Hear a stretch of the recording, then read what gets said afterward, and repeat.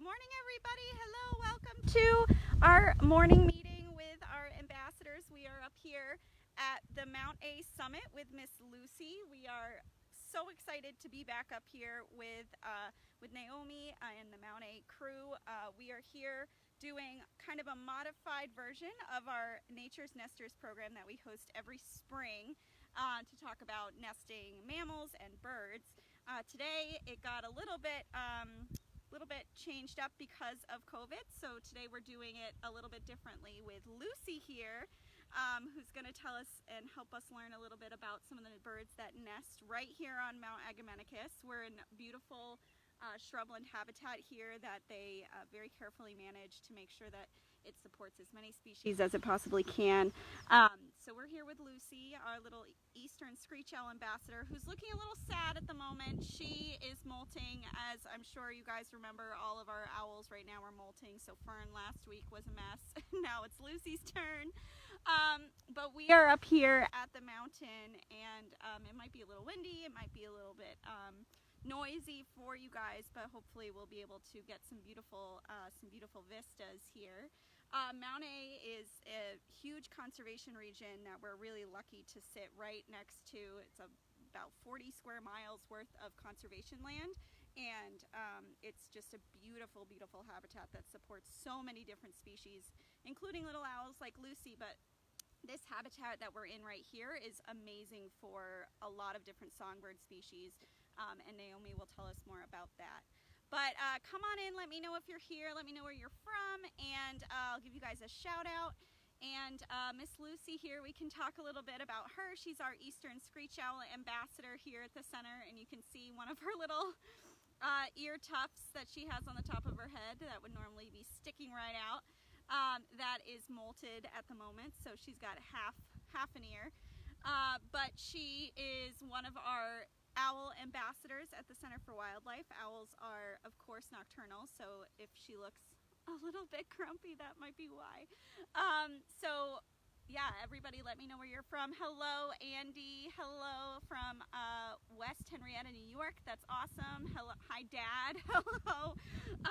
So Miss Lucy here has been with us since she was a young baby. She was brought to us at about 6 weeks old.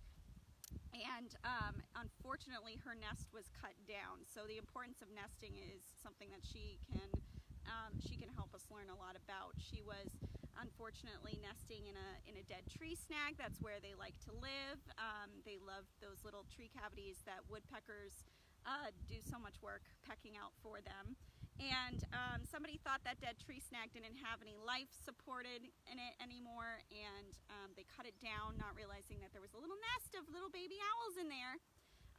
So she is from that tree, and the person who cut it down brought her into their house for about 6 weeks, I think it was. So she now kind of thinks she's a person. She was raised by people. She doesn't know how to be a wild owl anymore, so she lives with us permanently, and she's been with us since she was about 6 weeks old. For those of you guys who might not know, maybe for scale, how big she is, this is about as big as Lucy is. She's about as big as my hand. Good morning from Stacy in Boston. Good morning, Janet in Buffalo. Hello, everybody. I'm going to just kind of pivot the camera a little bit so that you guys can chat with Naomi. Naomi can say hi to you guys. We are up here on the summit staircase up at Mount Agamenicus, so this beautiful, beautiful property, and Naomi can introduce herself and tell you guys a little bit more about that. Andy, yes, her other two siblings did also make it from the nest, and they are at other nature centers around New England. So there's one at the Blue Hills Trailside Museum in Milton, Mass, and then there's one down in Rhode Island as well. So they all found permanent homes, but the sad story of it is that they are all perfectly healthy and would be able to make beautiful predators out in the wild. They just don't understand how to be an owl. So Lucy will live with us for the rest of her life, which could be upwards of 13 years old in captivity. So that's a long time. Yeah, she's really showing off her head swivels right now. We've got trails around us, so if she hears anything, she's going to swivel her head to go hear what that is. All right, so we're going to say hi to Naomi. I'm just going to make sure. Hello, Naomi. Hi. Hi, everybody.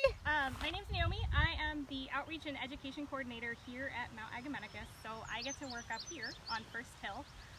The Mount Agamenticus region consists of this First Hill area, and then there are two other hills, second and third. So First Hill Summit is sort of maintained as our visitor park area. Second and third hill are a little bit more our back country. This is kind of like our front country. So we maintain the trails here, and we also maintain strips of shrubland habitat here at the summit. So a fun fact, Maine is actually really good at maintaining forest habitat, but shrublands make up only about 2 or 3% of conservation land in the state. So habitat like this is really important, and it's actually really rare.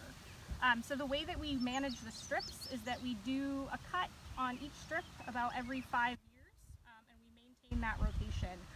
So this strip, I would say, was probably cut a couple years ago. I don't 100% know for sure, but you can see some species that are low and shrubby and really great for birds and other wildlife. So I'm seeing so much food. sumac.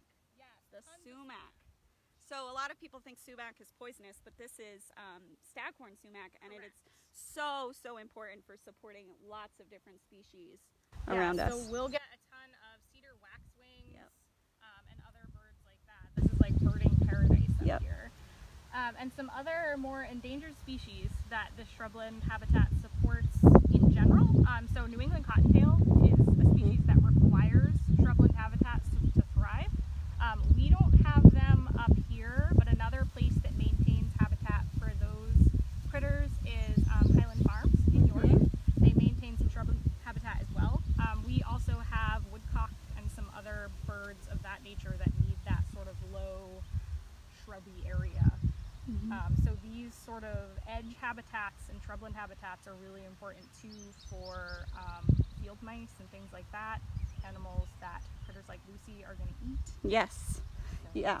So a lot of animals like prey species will live in shrubby habitats. They'll live in cover. They need cover to stay safe from predators, but their presence in a lot of those sorts of areas attracts a lot of predators as well. So this shrubby habitat will support prey, and then that prey supports predator species. So it really does help to boost the whole ecosystem from the ground up. What's interesting is that, over the last 100 years or so, the last century, the New England area has reforested in many spots, and we've had a lot of species come back that do really well in those densely forested areas. But the species that traditionally thrived in the farmlands and in the shrub habitats that we had when this area was all used for farming, those guys have now kind of become more endangered and more threatened. So maintaining a balance is really important. Something that we, some bird species that really love this are like song sparrows, and a lot of those the New England cottontail are really reliant on these shrubland habitats. That's why they're so critical and so endangered now. So I'm also hearing some pine warblers. Yeah, and we get eastern towhees. Yes. That's actually a relatively new development. Yeah, I've seen indigo buntings up here, scarlet tanagers.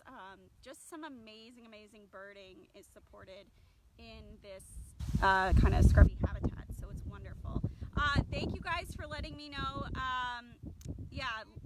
Letting me know that the audio is going in and out. We are. It's really windy up here, so we're doing our best. While we are out here, I'd love to kind of highlight some of the, sorry Naomi, I'm just going to turn. So I'm just going to highlight some of the bird houses that we have set up here. So they have some really amazing habitat here that they have supplemented with birdhouses. So birdhouses and boxes are a great way to supplement habitat for a lot of different species, including little screech owls like Miss Lucy. So I'm going to turn the camera so I can show you guys those bird boxes, those birdhouses. Something that we would normally do at Nature's Nesters, this program, is build little birdhouses. So you can see there's one right there, there is one right there. Naomi, do you know how many there are? There are so many around. I think there's like 10 or Yeah. so up at the summit. I'm not 100% sure. Right now they are housing swallows, and maybe there's some bluebirds up here. I feel like I saw one, but Yeah. I'm not 100% sure. Sometimes I have a hard time telling the difference. Well, and we see so many swallows up here. The swallows love it. One of their favorite, things is to swoop all around the summit here and catch insects. They're really fun. So all of those birdhouses are amazing for supporting the different species of songbird that love the summit here. And another species that loves the birdhouse is Miss Lucy here. Are you looking? Hi. She's like, no. So eastern screech owls are a species of owl that will occupy a bird box, an owl box. And the type of birdhouse or bird box that you're going to build is dependent on the species. So Lucy's type of birdhouse is going to look a lot different than a typical one, but they will use them, and it's a great way to supplement their habitat to make sure that they have enough places to live. And Miss Lucy here, could have been put back out into a little nest box out in the wild. So we have a little demonstration here, a little example bird box. This is a bluebird. Yes, this is a bluebird one. This is a little bit fancier than, I think Katie posted a link Yes. to some instructions for a sparrow or bluebird box. This is one that we've had for a while, just as a demonstration. The one that we included instruction for actually has like a pin nail so that it's a lot easier to clean. You can lift up the side, and that's the kind that we have up here. They're really easy to clean awesome. out. We clean them out sort of towards the end of winter when we know that they're no longer being occupied and that there's a good chance that we can clean them out so that they can get occupied again for the season. We do that every year. Definitely recommended just to help reduce the spread of avian diseases and things like that. Yeah. We do not provide nesting material usually. Birds are pretty good at finding their own materials. Depending on where you live, you can provide some things. There's a lot of really awesome instructions and tutorials online just for different sized bird boxes. The ones that we have attract swallows and bluebirds, but if you want to attract something else, there are so many cool tutorials that you can find for that. Yeah. Something that we did a lot of research into this spring was some cool kind of demonstrations about different nesting materials, and a lot of the time people will put out nesting materials that are not appropriate for a lot of birds. Something like string or yarn is a very common thing to see, but it's actually really easy for them to get tangled in stuff that is that long. Like hair is another one, like some weird things. So birds are amazing at finding their own nesting material, and especially, I can turn the camera and just look at all of this like scrubby dead grass over here. Not dead, but this is all beautiful nesting material. They are in the best habitat in the world for their nesting materials. So sorry, I'm having a hard time seeing you guys. It's very bright up here. But they can find a lot of great nesting materials. Nesting material that is safe to provide for them are natural things. So you can use grass cuttings from your lawn as long as it's not treated. You can provide them things like that, but do your research into appropriate nesting materials before providing them, because there are a lot of things that you wouldn't think would be harmful, but they can be. So that's something that we love to teach about. I'm trying to give you guys a good view and also keep Lucy in the view finder. Hi Alex, hello. Oh, thank you or Andy, hello. Thank you so much for your kind words. We appreciate it. It's the best job. It's the best job ever. We're very lucky.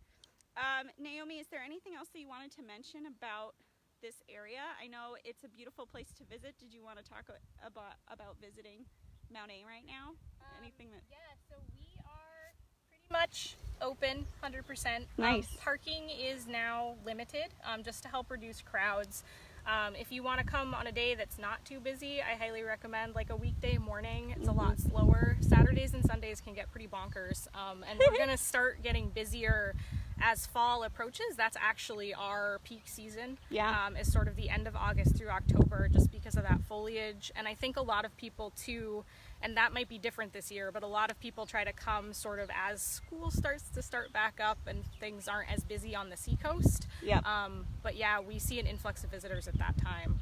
Yeah, I have definitely noted that a few years in a row. The foliage is beautiful, but it does get busier when people come up to try to see it. So we definitely recommend coming up. The Center for Wildlife is still closed for drop-in visitors, but if you make a reservation and book a quarantine tour, which is like a tour with your little social bubble, you are more than welcome to come and visit the center and the ambassadors. I'm going to just quickly sign up and say goodbye because we are having a little bit of trouble seeing you guys in the viewfinder. I'm seeing my reflection more. But thank you guys so much for watching, and we hope that you guys tune in tomorrow to see some more of our beautiful ambassador animals.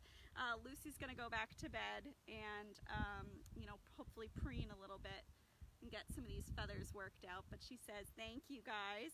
I know it's hot in the sun. Thank you guys so much, and we will see you all tomorrow.